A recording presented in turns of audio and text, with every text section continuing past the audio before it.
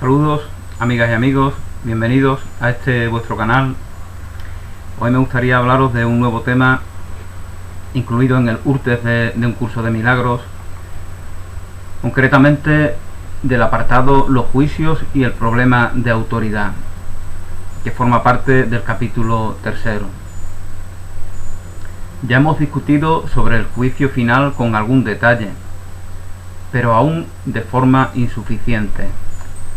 Tras el juicio final no hay ninguno más. Esto es simbólico en el sentido de que todo el mundo está mucho mejor sin juicios.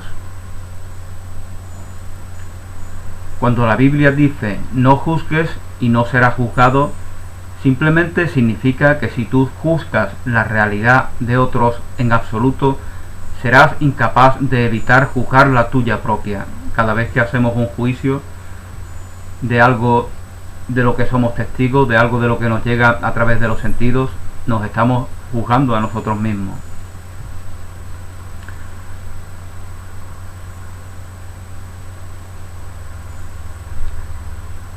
Se pueden poner muchos ejemplos, ¿no? Por ejemplo, cuando el líder religioso ataca a los homosexuales, lo hace porque él hay algo oculto en él que guarda relación con esas personas a las que ataca, bien porque tiene una homosexualidad reprimida, bien porque lleva una doble vida de homosexual, bien porque tiene una obsesión en torno a algo que esté en relación con esa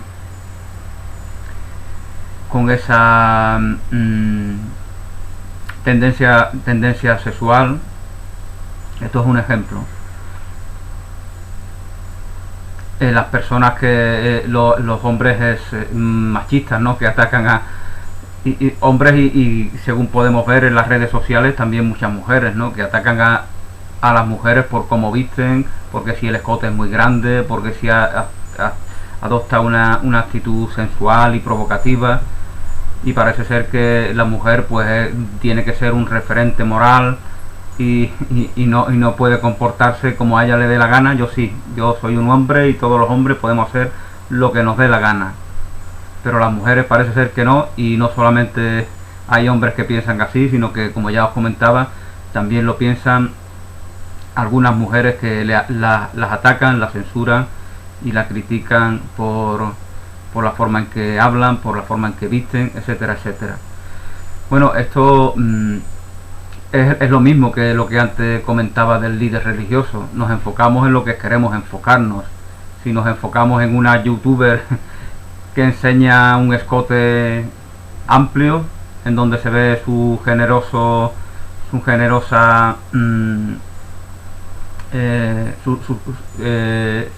pecho, porque verdaderamente las mujeres tienen un pecho, como bien dice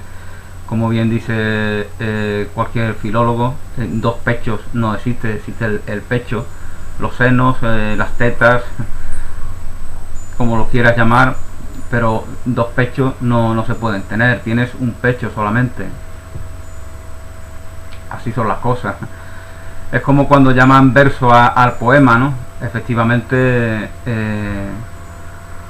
verso se convierte en sinónimo de poema por el mal uso de esa palabra que se hace, ¿no? Un poema está compuesto de versos.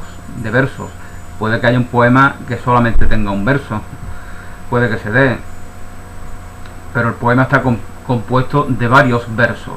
Por lo tanto, un verso no es un poema, pero el mal uso que hacen las personas de las palabras hace que versos se convierta también en una de sus acepciones en sinónimo de poema.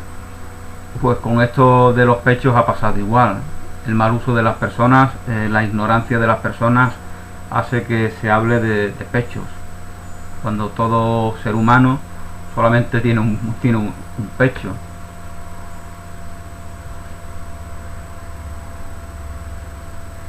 Es como si habláramos de miradas.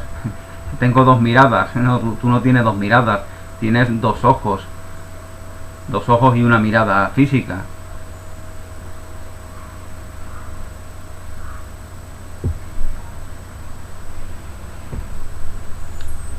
Bueno, Simplemente quería poner unos ejemplos de cómo juzgamos y cómo al juzgar hacemos unos juicios de nosotros mismos, ¿no?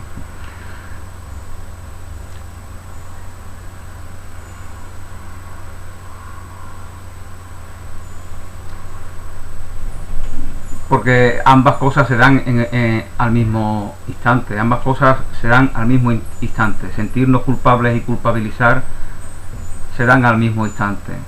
Dar y recibir significan lo mismo. No solamente lo es en la verdad, sino también lo es en la ilusión. Cuando das ataque, cuando das falta de comprensión, cuando das juicio, pues eso es lo que tú te estás dando a ti mismo. Eso es la inversión en la cual tú estás haciendo. La relación es algo que tiene dos caras y ambas caras se dan al mismo instante.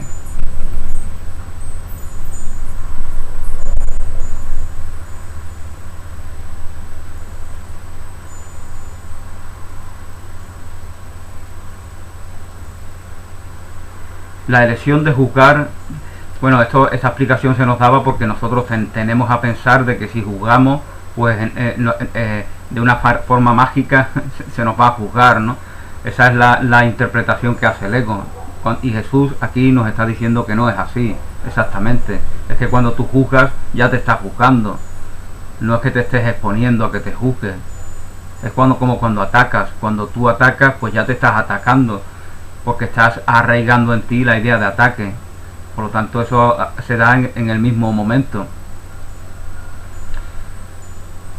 La elección de juzgar en lugar de conocer ha sido la causa de la pérdida de la paz. El juicio es el proceso sobre el que descansa la percepción, no la cognición. Ya hemos tratado esto antes en términos de selectividad. Dijimos entonces que la evaluación era el prerequisito obvio. La evaluación era el prerequisito obvio.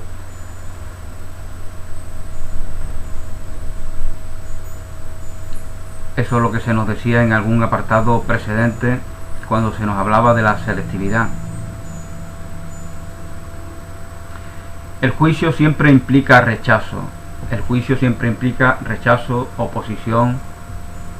Es decir, el motor de la carencia es lo que nos mueve, es lo que nos impele, y por lo tanto tenemos que compensar esa escasez que interpretamos en nosotros.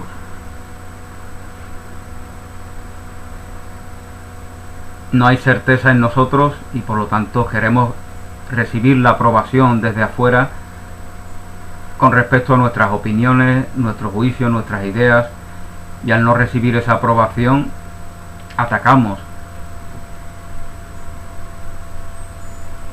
Y si la recibimos es exactamente igual, porque la aprobación viene de fuera. Ahora hay que renovar esa aprobación.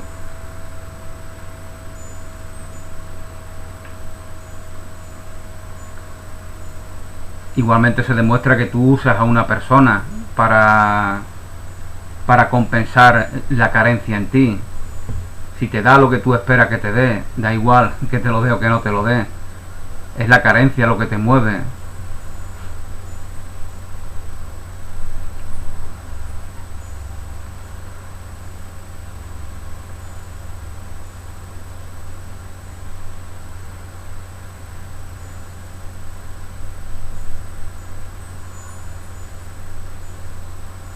El juicio siempre implica rechazo, no es una capacidad que enfatice únicamente los aspectos positivos de lo que es juzgado, sea dentro o fuera del ser. Sin embargo, lo que ha sido percibido y rechazado, o juzgado y encontrado carente, permanece en el inconsciente porque ha sido percibido.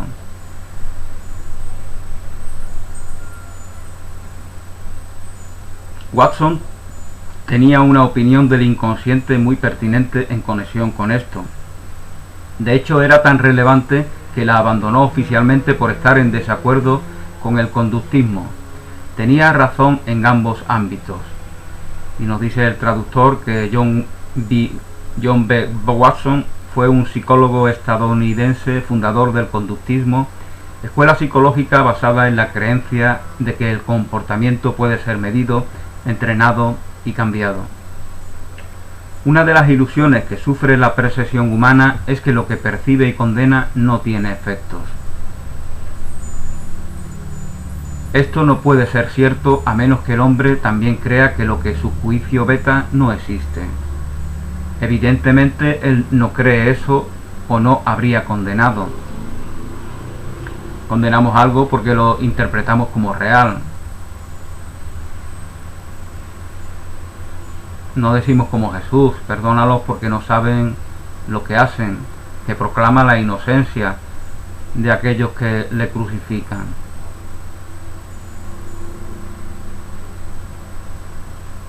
Porque no puede hacerle daño en lo que verdaderamente es. Nada real puede ser amenazado.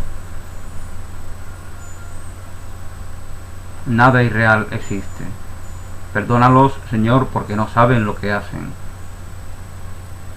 Se reafirma a sí mismo en su certeza de que son inocentes.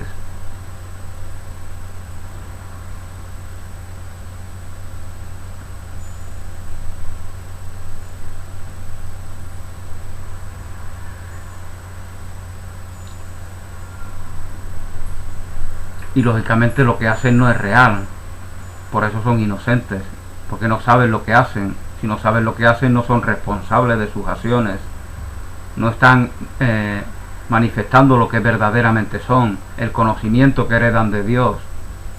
Por lo tanto, no se le puede juzgar ni condenar. Esto el ego, al ego lógicamente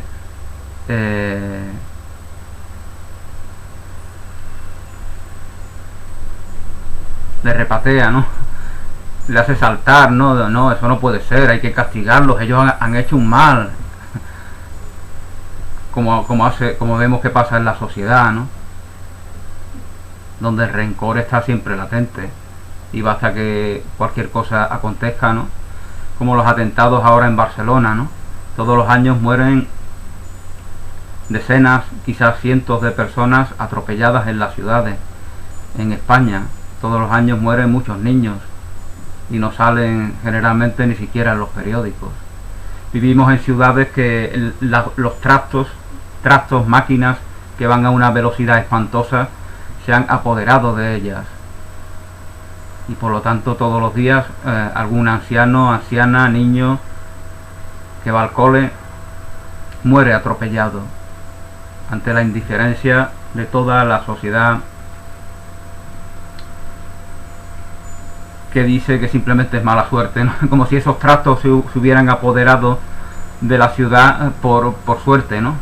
Han surgido ahí de la nada.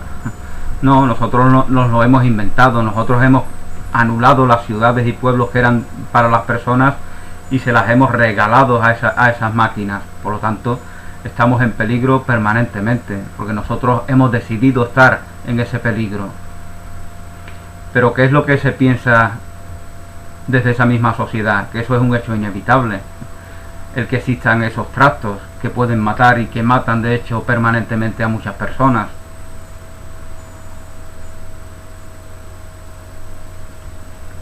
Lo que quiero decir es que una persona loca, demente, que de manera voluntaria atropella a sus semejantes,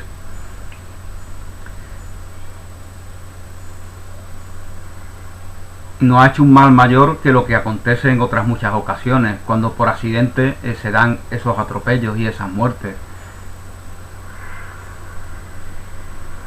Y nosotros, al inventar esos tractos, esos coches, esas furgonetas, esos autobuses, esos trenes, sabemos que nos exponemos a morir violentamente, y que exponemos a que niños, niñas, ancianos, ancianas, enfermos, que son los más indefensos en esas situaciones, se mueran. Por lo tanto, creamos una sociedad en donde hay unos elementos que se van a dar determinados sucesos trágicos que van con esos mismos elementos.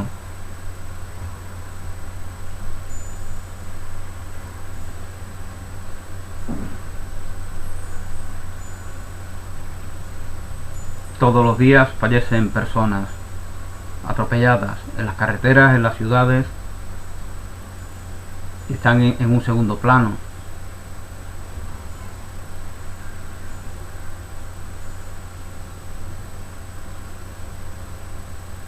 Aquí vemos también el ascendente de la tele, ¿no? La gente piensa que la tele es una autoridad, que aquello que ve en esa voz autorizada tiene mayor validez, mayor resonancia, mayor importancia. La gente está sometida por los medios de comunicación.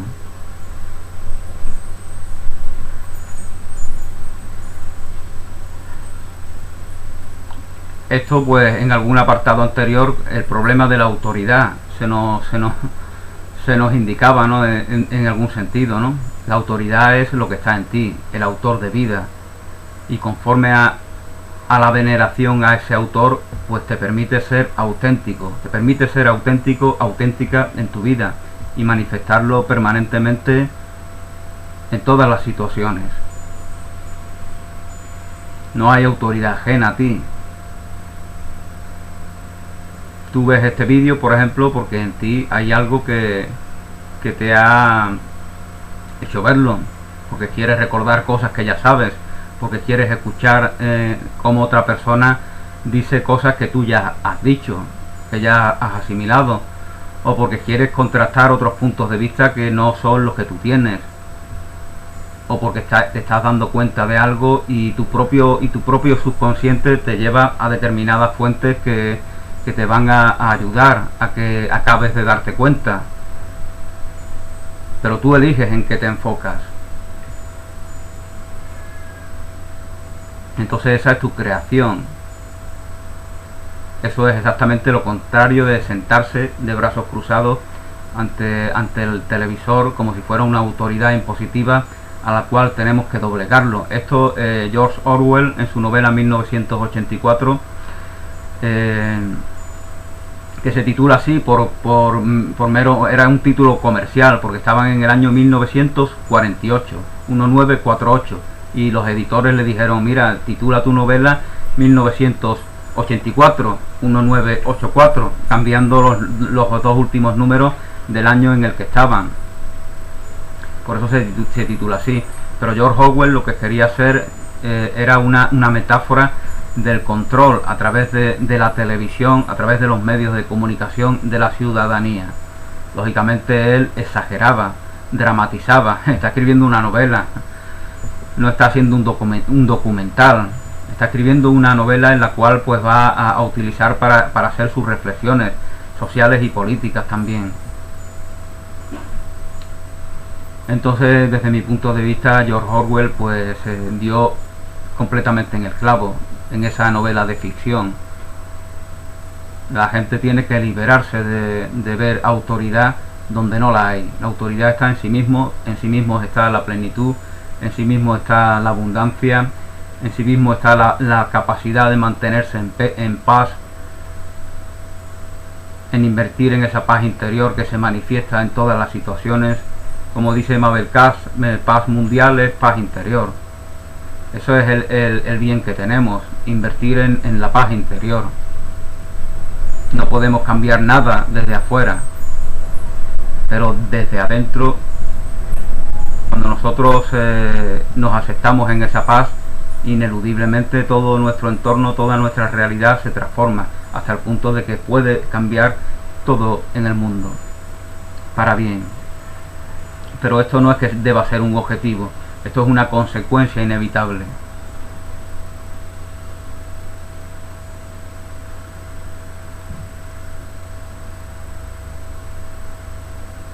Evidentemente él no cree eso o no habría condenado. De esto estábamos hablando, de cómo aquel que juzga lógicamente cree en la existencia de lo que juzga y por eso se indigna, se ofusca y ataca aquello que ve como real. Por eso no dice lo que dice Jesús: perdónalos porque no saben lo que hacen. No importa al final si juzgas bien o mal, en cualquier caso estás depositando tu creencia en lo irreal. Perdónalos, Señor, porque no saben lo que hacen. sus acciones no son reales, porque no están conformes con lo que es real en ellos. Esto que hace Jesús, pues lógicamente no lo hacemos nosotros cuando juzgamos. Esto no puede evitarse en ningún tipo de juicio porque implica la creencia de que te corresponde a ti elegir la realidad. Todas estas reflexiones que se nos da es para que nosotros nos examinemos y lleguemos a conclusiones, no para que reprimamos nuestras emociones, para que intentemos cuando algo nos enfada no responder. No se trata de eso. No se trata de querer construir un personaje perfecto. No se trata de que si alguien hace algo que a ti te molesta, tú tengas que callarte. Pero cuando tú te conozcas a ti mismo, pues cuando respondas lo harás quizá con unas formas que le aportará algo a esa persona que ha hecho algo que a ti te ha molestado. Entonces ese es el sentido de estas reflexiones, que nos conozcamos a nosotros mismos, no que construyamos un personaje aparentemente perfecto en un mundo imperfecto. Eso no es posible. Si el mundo es imperfecto, nosotros lo somos también, porque somos partícipes de él. Por lo cual, por eso el mundo no existe. Por eso es la importancia de esa idea en un curso de milagros. El mundo es imperfecto. Si tú eres perfecto conforme a la santidad en la que Dios te crea, a la perfección, a la incondicionalidad del amor, si tú eres perfecto, pues lógicamente tú no eres de ese mundo, y si te crees en ese mundo, es que la afirmación el mundo no existe es una afirmación, es un ejercicio que te viene muy bien para ti, pero no es más que un ejercicio. Tú no niegas al mundo desde el mundo, porque el mundo no es más que lo que tú crees que es el mundo para ti.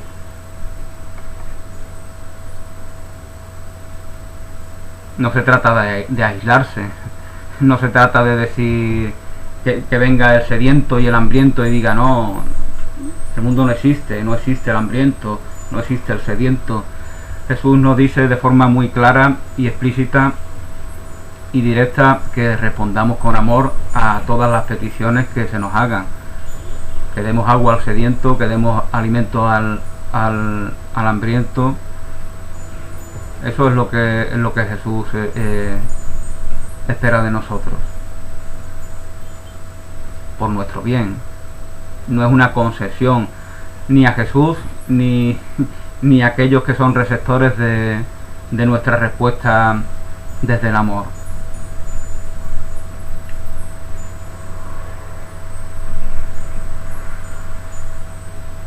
Ninguno de vosotros tenéis idea de la tremenda liberación y profunda paz que procede de encontraros con vuestros hermanos completamente sin juicios. Verdaderamente así es. Los juicios nos enferman, nos agotan. Es un ataque a nosotros mismos. Si miráis atrás en las primeras notas sobre lo que vosotros y vuestros hermanos sois, os daréis cuenta de que juzgarles de cualquier forma carece totalmente de sentido. De hecho, el sentido se os escapa precisamente porque les estáis juzgando. Al juzgar se nos escapa el sentido verdadero de lo que ellos son.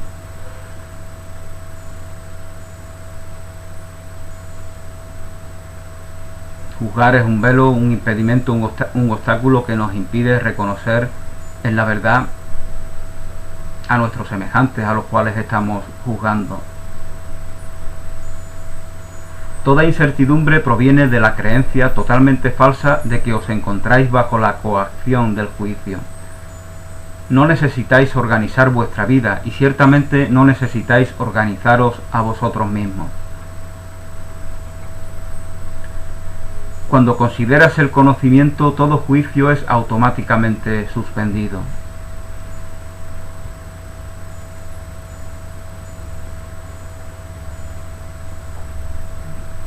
Este es el proceso que permite al reconocimiento reemplazar a la percepción. El hombre teme todo lo que ha percibido y rehusado aceptar. Cree que porque ha rehusado aceptarlo ha perdido control sobre ello. Por eso lo ve en pesadillas o con disfraces placenteros en lo que parecen sueños más felices. Nada que haya rehusado aceptar puede traerse a la conciencia. Esto no significa que sea peligroso, pero sí se concluye que tú lo has hecho peligroso. Cuando te sientes cansado es meramente porque te has juzgado a ti mismo como capaz de estar cansado. Cuando te ríes de alguien es porque le has juzgado como degradado.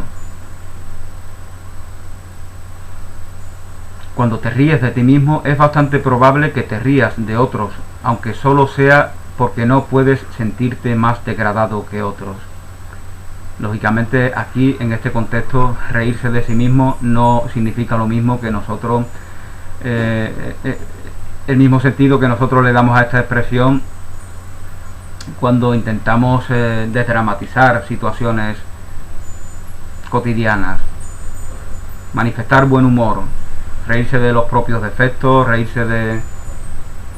Eso es no darle importancia. En ese sentido lo decimos en la vida cotidiana a veces esta expresión.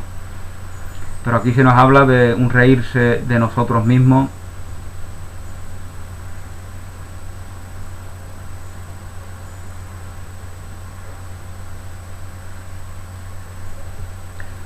en el sentido de menospreciarnos, en el sentido de no valorarnos.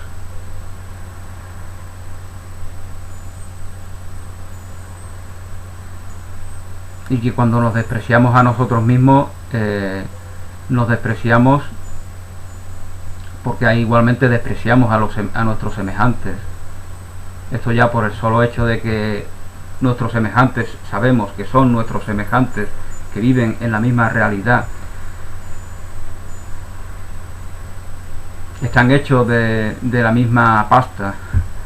Solamente por eso, al sentirnos nosotros culpables, sucios, pecadores, bajos, despreciables, pues así vamos a interpretar a nuestros semejantes. Todo esto te fatiga porque es esencialmente descorazonador, te priva del corazón, te priva de la cordura, te priva de la misericordia, te priva de la sensatez, de la sensibilidad, del sentimiento, del sentir. Es descorazonador. Se lo da todo a la mente, a una mente lucubradora que busca las respuestas de las cuales se ha privado al no escuchar la voz del corazón, el llamado del alma. No sois realmente capaces de estar cansados, pero sois muy capaces de agotaros a vosotros mismos. La tensión del juicio constante es virtualmente intolerable. Es curioso que una capacidad que es tan debilitante sea tan profundamente apreciada. El juicio nos agota.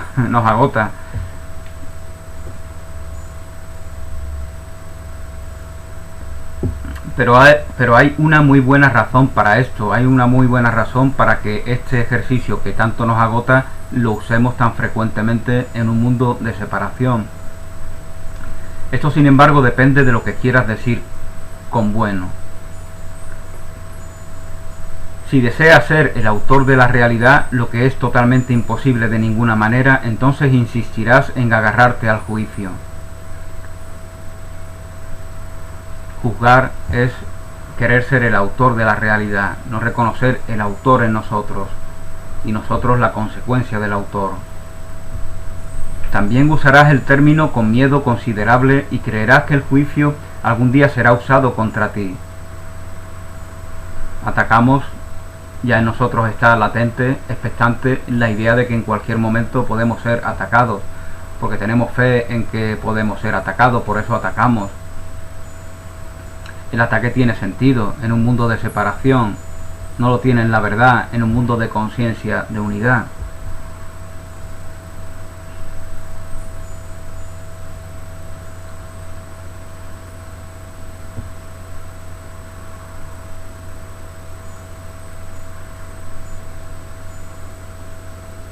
El ataque tiene sentido en la ilusión, es decir, verdaderamente, en la verdad, verdaderamente no tiene sentido ninguno, como ningún elemento de ese mundo de ilusión. También usarás el término con miedo considerable y creerás que el juicio algún día será usado contra ti. Siempre que esto es usado en tu contra, es debido únicamente a tu creencia en su eficacia como arma de defensa de tu propia autoridad. Siempre que esto es usado en tu contra, siempre que ese juicio es usado en tu contra, es debido únicamente a tu creencia en su eficacia como arma de defensa de tu propia autoridad. Crees que el juicio es un arma de defensa de tu autoridad, pero tus semejantes ya sabes que también se consideran a sí mismos, porque así los percibes, con una propia autoridad, y para defender esa propia autoridad van a juzgarte también. Esa es la idea que arraigas en ti, ese es el temor que arraigas en ti. Esa es la expectativa que arraigas en ti. Bueno, vamos a seguir hablando los juicios y el problema de autoridad. Este es el tema que hablamos hoy del capítulo 3.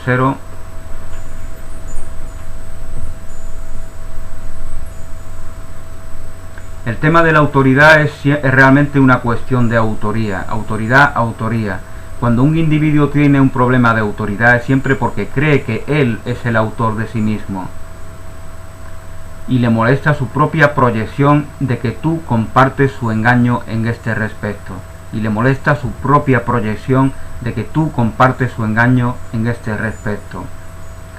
Entonces percibe la situación como si dos personas estuvieran literalmente luchando por su propia autoría. Esto es cuando decimos eso en un mundo de carencia, movidos por el miedo, movidos por la escasez, combatimos por bienes que percibimos como escasos, pues esa autoría es también un bien por el cual combatimos. Entonces percibe la situación como si dos personas estuvieran literalmente luchando por su propia autoría. Este es el error fundamental de aquellos que creen haber usurpado el poder de Dios. Da igual que crean o que no crean en Dios, que tengan o que no tengan fe en Él. En su subconsciente está la idea de que han usurpado el poder de Dios, porque ellos son la obra de Dios. Y si que te crees que tú eres la obra de ti mismo,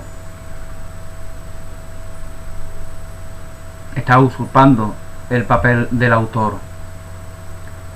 Este es el error fundamental de aquellos que creen haber usurpado el poder de Dios. Uno que sea ateo no utilizará estos términos, pero igualmente en su subconsciente está la idea de haber usurpado el poder de Dios, de haber usurpado el poder del ser con mayúscula, de la fuente de vida, de la incondicionalidad, del amor, de la expansión del reino de los cielos, como lo quieras llamar. Nos creemos que hemos usurpado. Y esto se refiere también al comer del árbol del conocimiento del bien y del mal. Queremos elucubrar, conocer, saber. Y de esa manera ignoramos el conocimiento que ya heredamos por el mero hecho de ser, por el mero hecho de vivir.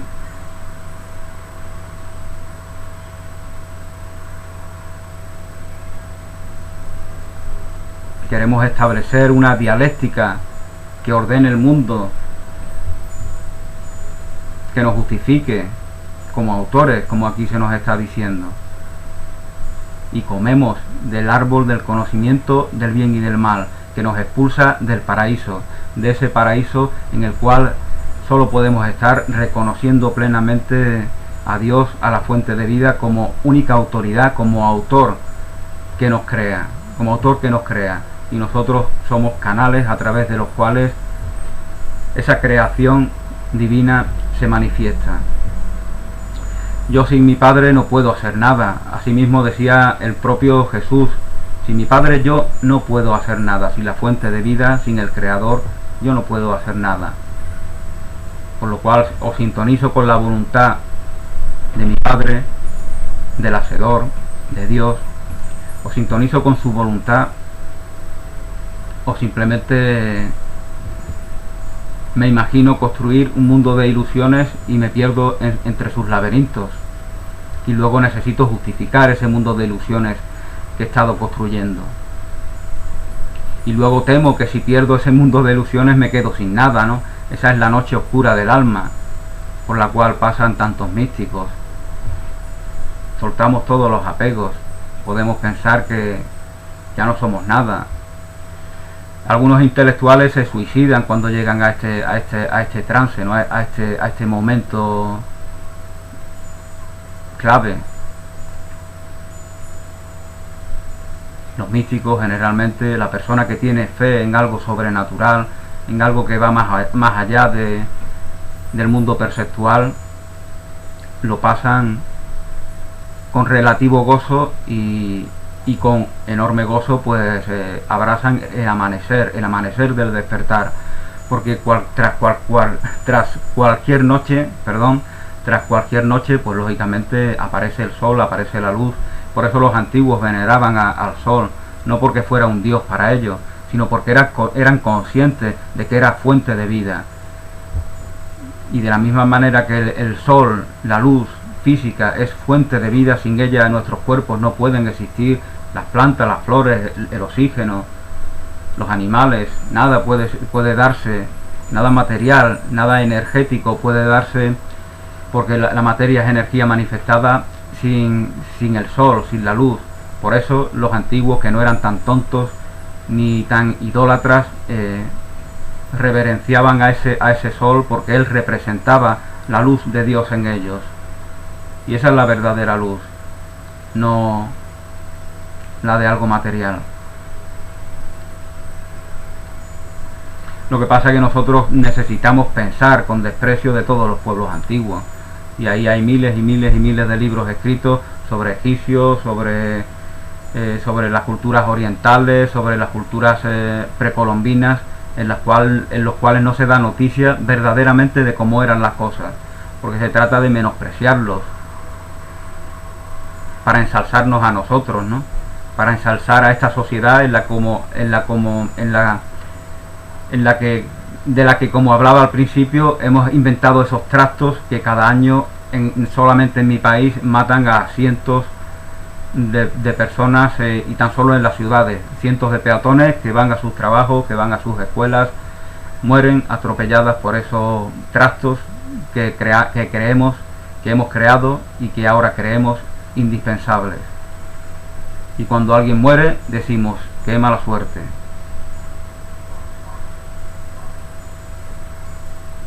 Como si hubieran salido de la nada esos tractos que potencialmente pueden matar, y de hecho hacen a muchas personas.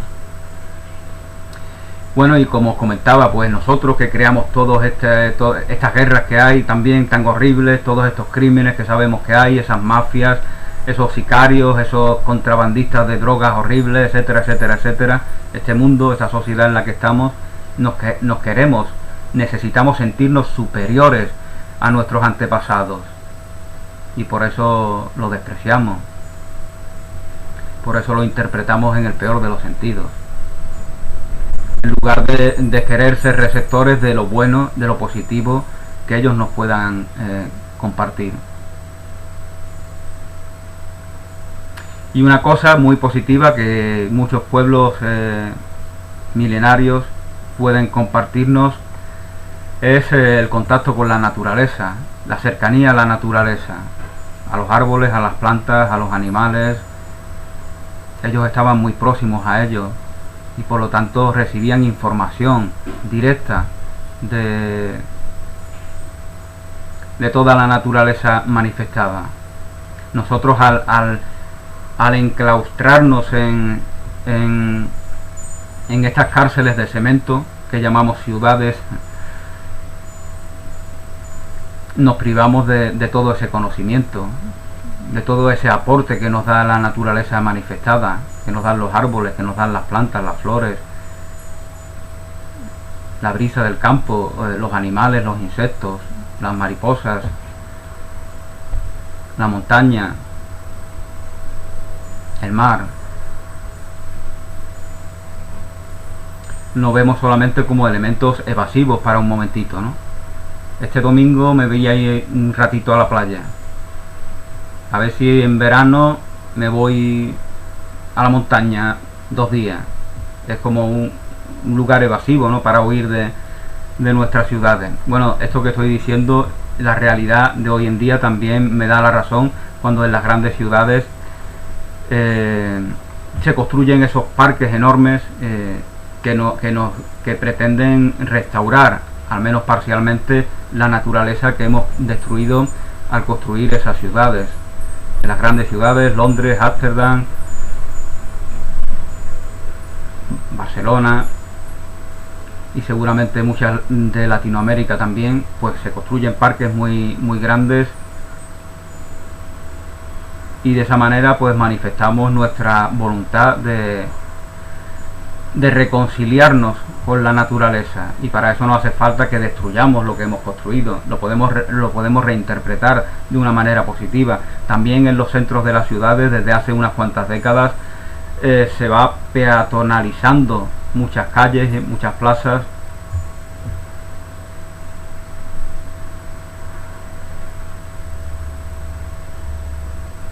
y eso es algo positivo.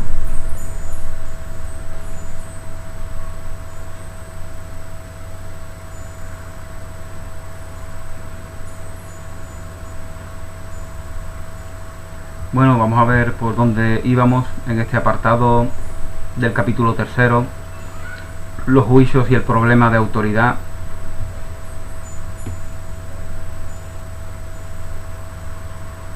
El tema de la autoridad es siempre realmente una cuestión de autoría.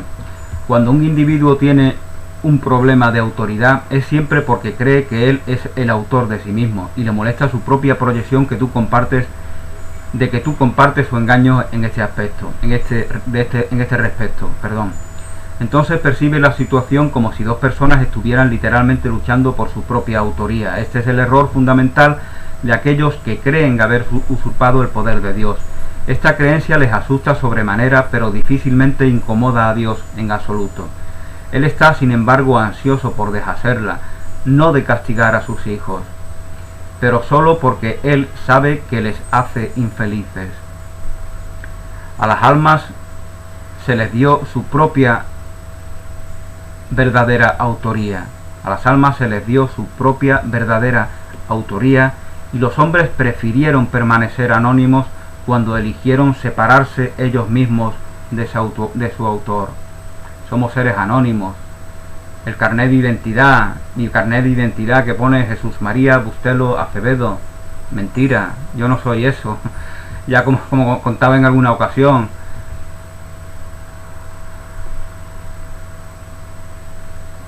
yo recibo un paquete, voy a la oficina de correos, digo, un paquete para Jesús María Bustelo Acevedo, que soy yo, me lo da por favor. Y el empleado de la oficina de correo me dice, no, pero usted tiene que demostrarme que es usted esa persona. Y digo, pero ¿cómo tengo yo que demostrarle? Pero si eso es lo que yo soy Jesús María Bustelo Acevedo. ¿Cómo es que tengo que demostrarlo? No lo entiendo. Sí, hay unas tarjetas, carnet de identidad, entonces yo ya saco mi carnet, y el funcionario de correo comprueba de que ahí pone Jesús María Bustelo Acevedo, que hay una foto que me representa a mí, y entonces ese papelucho, ese papelote que acabará tarde o temprano reciclado por la madre naturaleza, como nuestro cuerpo, demuestra lo que yo no puedo demostrar. Yo cómo puedo ser feliz en una sociedad así, donde un papelote vale más que mi palabra. Con lo cual no me queda otra que reconocer que yo no soy eso que el papelote dice que soy. Yo no soy Jesús María Bustelo Acevedo, porque no puedo demostrarlo. Me lo ha indicado el funcionario de correo. Por lo tanto, mi verdadero nombre está mucho más allá de esas palabras. Mi verdadero nombre se podrá decir en una realidad en la cual todos y todas, cuando lo escuchen, cuando sean receptores de ese nombre, no les quepa duda. No tengo que demostrar que soy lo que soy. Esa es la ilusión del mundo de separación. Tienes que demostrar que eres lo que eres. No, no tienes que demostrar que eres lo que eres, ya lo eres.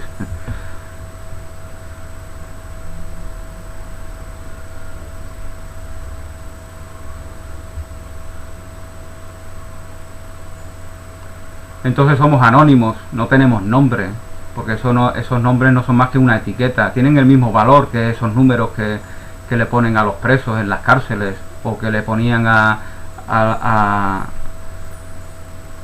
a los judíos en los campos de concentración.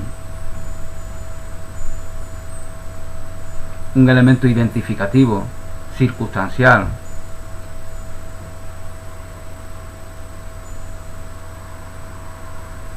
A las almas se les dio su propia verdadera autoría y los hombres prefirieron permanecer anónimos cuando eligieron separarse ellos mismos de su autor. La palabra autoridad ha sido uno de los símbolos más temibles desde entonces. Aquí viene el miedo a la palabra autoridad. Por eso no nos sentimos tan mal cuando ven en nosotros una autoridad. Cuando ven en nosotros una autoridad, a veces las personas del sexo opuesto suelen hacerlo. Nos pasa tanto si somos de uno como de otro sexo. Cuando ven en nosotros una autoridad, no nos sentimos que se nos valore, no nos sentimos que se nos tenga una estima, que se nos ame. Se nos ve como si fuéramos una persona, un censor, alguien que le impide ser algo que esa persona quiere ser. Habéis visto pasar, vas tú por la calle mirando la musaraña y pasa una muchacha al lado tuya y se echa la falda para abajo. La falda corta se la echa para abajo y te mira así de reojo, como si tú y tú no te has dado ni cuenta. Tú te das cuenta en ese momento cuando ves ahí la muchacha asustada.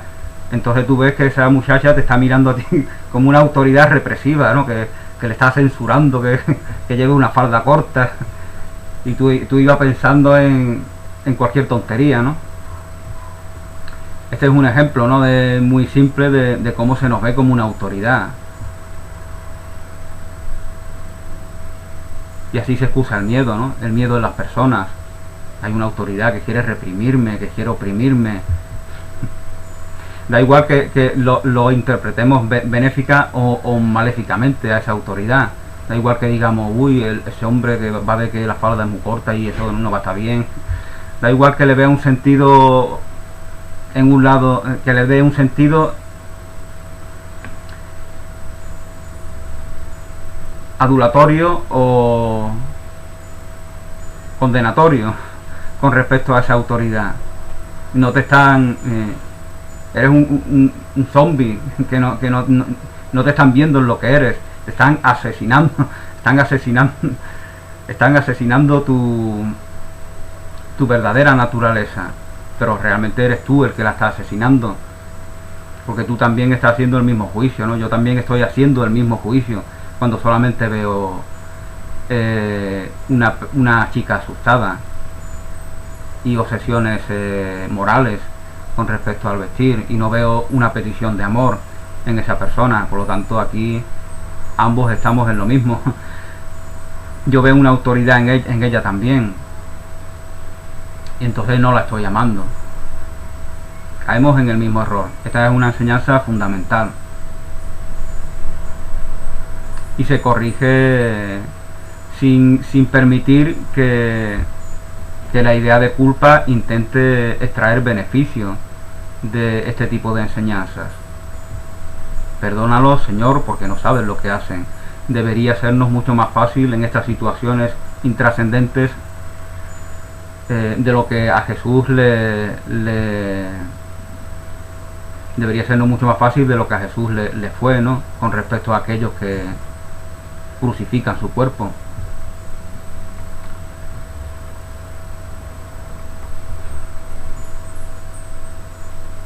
Bueno, pues se nos hablaba del temor de la palabra autoridad, uno de los símbolos más temibles desde entonces. La autoridad ha sido usada con gran crueldad, porque estando inciertos de su propia autoría, los hombres creyeron que su creación era anónima. Entonces pensamos que la autoridad es una realidad que está ahí para que cualquiera la tome en cualquier momento, ¿no? Y no son así nuestras sociedades. No tenemos un gobierno y viene un dictador y toma el poder. de manera caprichosa, o aunque sea democrática la sociedad, la ignorancia de las personas pone a una persona que pensamos que no es la más adecuada, etcétera, etcétera. Entonces el poder está ahí disponible para el dictador, para el golpista o para el adulador, el seductor, el mentiroso, el embaucador. Para eso está la posición de autoridad. De ahí viene también la idea de autoritario, ¿no? Realidad autoritaria, opresiva. Ya la autoridad no está para servir. Ya la autoridad social no está para servir a sus semejantes, a los cuales se debe, sino está para que se sienta el importante, ¿no? En un puesto relevante, ¿no? Voy a pasar la historia, voy a salir en la enciclopedia y todo, tío. ¡Wow! Entonces se siente muy importante, muy importante.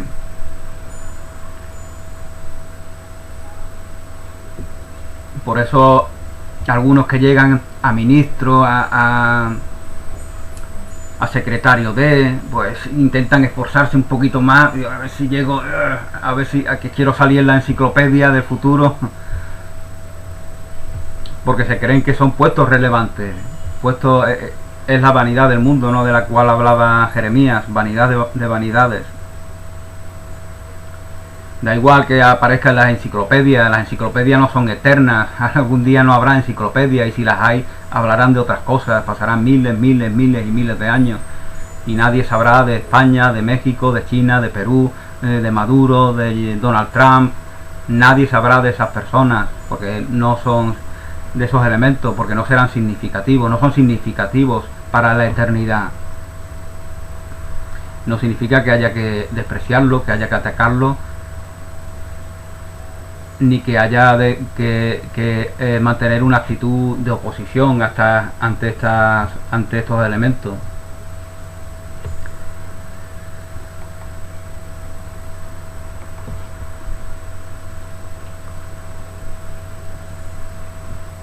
La autoridad ha sido usada con gran crueldad porque, estando inciertos de su propia autoría, los hombres creyeron que su creación era anónima. Esto les ha dejado en una posición que resulta significativo, en una posición en la que resulta significativo considerar la posibilidad de que ellos deben haberse creado a sí mismos. La disputa sobre la autoría ha dejado tal incertidumbre en las mentes de los hombres que algunos han ido tan lejos como de dudar de que hayan sido nunca creados en absoluto. Llegan a afirmar de que todo es una ilusión, de que no estoy aquí. Como el solipsista, ¿no?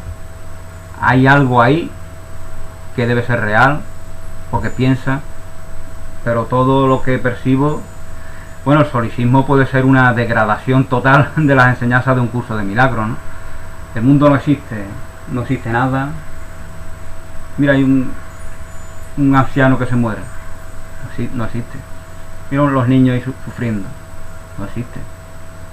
Entonces tú te crees que el mundo no existe, la idea del solipsista, la idea del aislacionista total.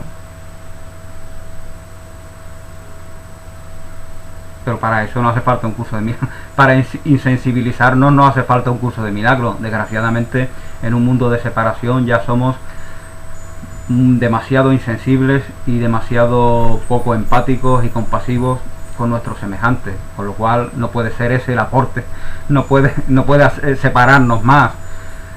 Un curso que quiere despertar en nosotros la conciencia de la unidad.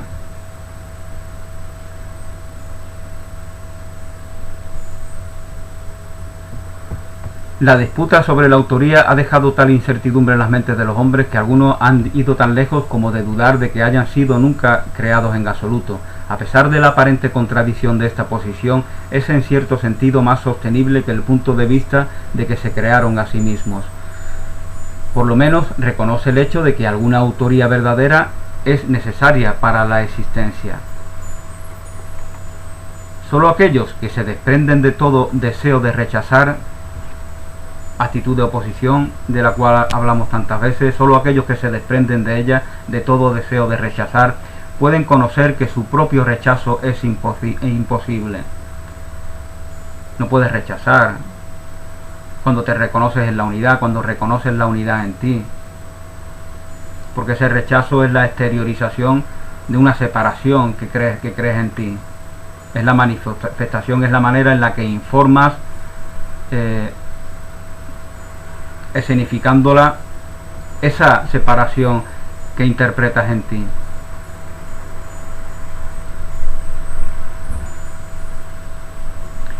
Y en cualquier caso, cuando rechazas, estás clamando, estás escenificando que te sientes unido a aquello sobre lo cual estás expresando rechazo, pues si no, no lo estaríamos rechazando.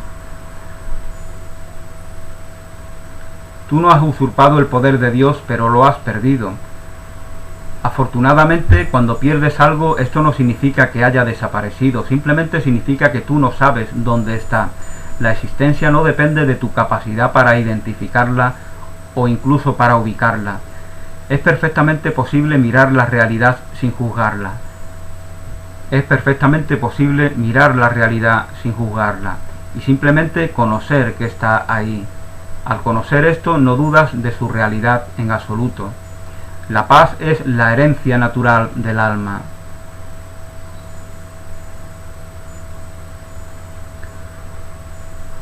Todo el mundo es libre de rehusar aceptar su herencia, pero no es libre de establecer lo que su herencia es. El problema que todo el mundo debe decidir es la cuestión fundamental de su propia autoría. Se nos subraya la importancia de la paz, ¿no? Como se nos hace tantas veces a lo largo del curso del texto impreso, ¿no?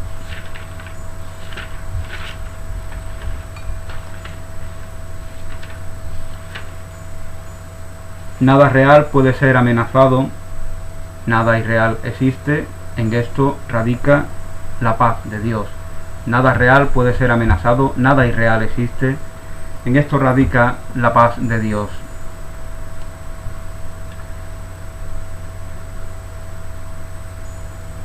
El problema que todo el mundo debe decidir es la cuestión fundamental de su propia autoría. Todo miedo proviene en última instancia y a veces por caminos muy retorcidos de la negación de la autoría. La negación de la autoría, la negación de la fuente de vida como autor, como autoridad, que nos permite ser auténticos, esa negación conlleva que aparezca el miedo. La ofensa nunca es a Dios, sino solo al mismo que lo niega. Nunca ofendemos a Dios por creernos separados de Él. Es un ataque a nosotros mismos, al imaginarnos separados de Él, al crear un mundo ilusorio en el cual inventamos, concebimos, fabricamos ilusiones al margen de Dios. Ha arrojado la razón de su propia paz y únicamente se ve a sí mismo fragmentado. El rechazo es una expresión de esa fragmentación identificada en sí mismo. Esta extraña percepción es un problema de autoridad. También es la base de la ansiedad de castración, pues ambas formas de error son fundamentalmente la misma. Ni tú ni Bill podéis encontrar paz mientras este problema de autoridad continúe, pero todavía la verdad sigue siendo que no hay un problema con respecto a esto. No hay ningún hombre que no piense que está aprisionado de alguna manera. Si este ha sido el resultado de su propia libre voluntad, debe mirar su voluntad como si no fuera libre, o el razonamiento obviamente circular de su propia posición sería bastante aparente. Esta es la contradicción propia del ego de la cual hemos hablado en tantas ocasiones. La libre voluntad debe llevar a la libertad. El juicio siempre aprisiona porque separa segmentos de realidad de acuerdo con escalas de deseo altamente inestables. Los deseos no son hechos por definición. Desear implica que poner la voluntad no es suficiente. Sin embargo, nadie realmente cree que lo deseado es tan real como aquello en lo que se pone la voluntad. Nadie realmente cree que lo deseado es tan real como aquello en lo que se pone la voluntad. En lugar de busca primero el reino del cielo, di pon voluntad primero en el reino del cielo. Pon voluntad primero en el reino del cielo y habrás dicho sé quién soy y dispongo a aceptar mi propia herencia, y me dispongo a aceptar mi propia herencia. Estoy determinado a ser receptor de la herencia de Dios, que es santidad, que es pureza, que es integridad, que es expansión del amor. Gracias, feliz día, bendiciones y hasta pronto.